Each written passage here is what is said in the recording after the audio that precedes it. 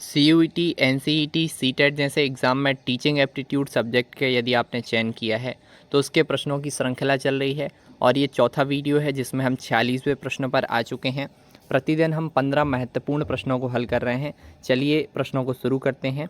आपका प्रश्न है, यदि कोई अभिभावक आपसे मिलने कभी नहीं आता तो आप क्या करेंगे? बालक को दंड देना प्रारंभ कर देंगे, बालक पर ध्यान नहीं देंगे, उनसे स्वयं मिलने जाएंगे या अभिभावक को लिखेंगे? तो इसमें से एक शिक्षक के बतौर आपकी जो सबसे महत्वपूर्ण भूमिका रहेगी, सबसे पहले आप अभिभावक को लिखेंगे।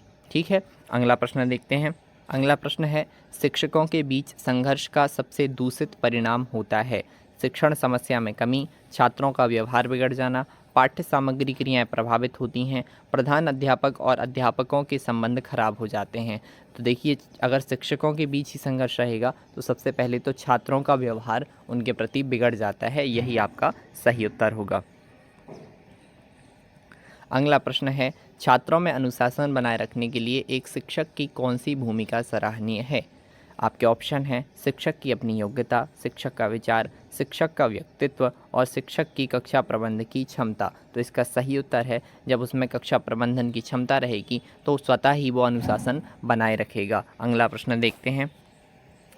किस विद्वान ने यह कहा था कि शिशु का मस्तिष्क कोरी स्लेट के समान होता है? तो देखिए, यहाँ से कुछ जनरल नॉलेज के प्रश्न भी आपको देखने को मिल रहे हैं। तो ये प्लेटो का वाक्य है। प्लेटो ने कहा था कि जो शिशु का मस्तिष्क होता है वो एक कोरी स्लेट के समान होता है और उस पर आप कुछ भी लिख सकते हैं। चलिए आगे देखें।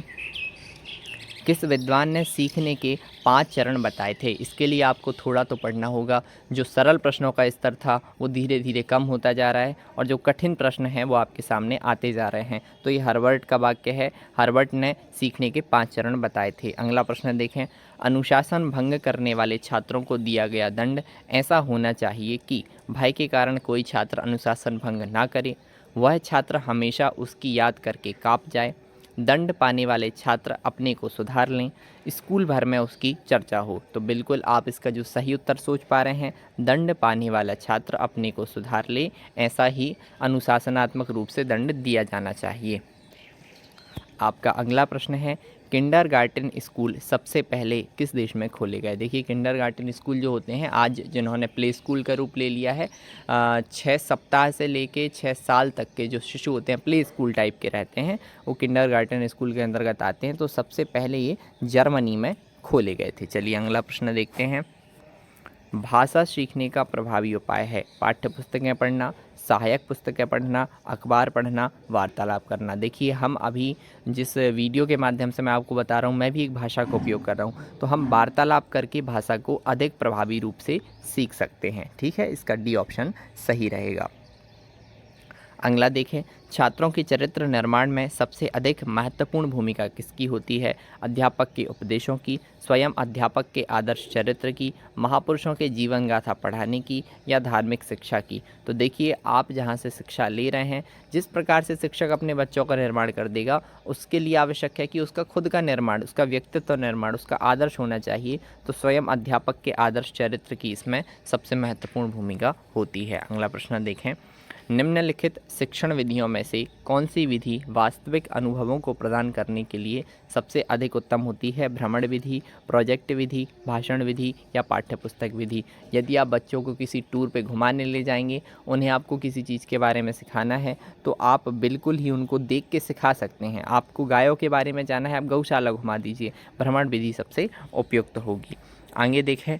निःशुल्क और अनिवार्य प्राइमरी शिक्षा लागू होने के फलस्वरूप बालकों में साक्षरता बढ़ी है, ग्रामीण क्षेत्रों में साक्षरता बढ़ी है, ये देश में साक्षरता बढ़ी है, या ये सभी ऑप्शन जो हैं वो सही हैं? तो इसका जो सही उत्तर है, ये सभी उत्तर जो हैं वो सही हैं। निःशुल्क और अनिवार्य शिक्षा से इन सब में बढ़ोतरी हुई है। आगे देखें। नर्सरी स्कूलों की शुरुआत किसने की थी? जॉन डाल्टन ने, जॉन डेवी ने, फ्रोबेल ने या एनी बेसेंट ने? जी बिल्कुल, ये जनरल नॉलेज का प्रश्न है। तो फ्रोबेल ने ही नर्सरी स्कूलों की शुरुआत की थी। ऐसे कुछ महत्वपूर्ण तथ्य आपको याद रखने होंगे। ये शिक्षा से संबंधित महत्वपूर्ण व्यक्ति हैं। आपका अगला प्रश्न है, शिक्षा के क्षेत्र में सर्वाधिक महत्वपूर्ण तत्व अभिरुचि यह विचार किसका था? देखिए, ये जो अभिरुचि है, ये सबसे महत्वपूर्ण तत्व है शिक्षा का। ये इनमें से किसने कहा था, ये आपसे पूछा गया है। तो टीपी नंद द्वारा ये कहा गया था, ये आपको याद रखना होगा। अगला प्रश्न देखें, आजकल के आवासीय स्कूलों की तरह भारतीय पद्धति के स्कूल होते थे। जैसे आज हॉस्टल के साथ स्कूल होते हैं, ऐसे ही जो इंडियन एजुकेशन सिस्टम था उसमें गुरुकुल हुआ करते थे। ये भी आपको याद रखना है, महत्वपूर्ण प्रश्न है।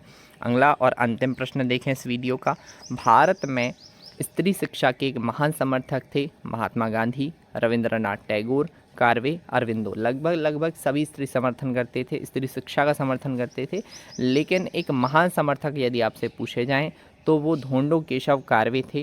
कार्वे को ही इसका सही उत्तर माना जाएगा, वो सबसे महान समर्थक रहे। बाकी सब ने अन्य क्षेत्रों में भी काम किया, लेकिन कार्वे जो थे उन्होंने स्त्री शिक्षा और विधवा पुनर्विवाह जैसे क्षेत्रों में ही काम किया। चलिए, ये आपके आज के कुछ महत्वपूर्ण प्रश्न थे। ये सीरीज़ लगातार चल रही है, जो साथी नए जुड़े हैं वो चैनल को सब्सक्राइब कर लें। आप सभी का बहुत बहुत धन्यवाद।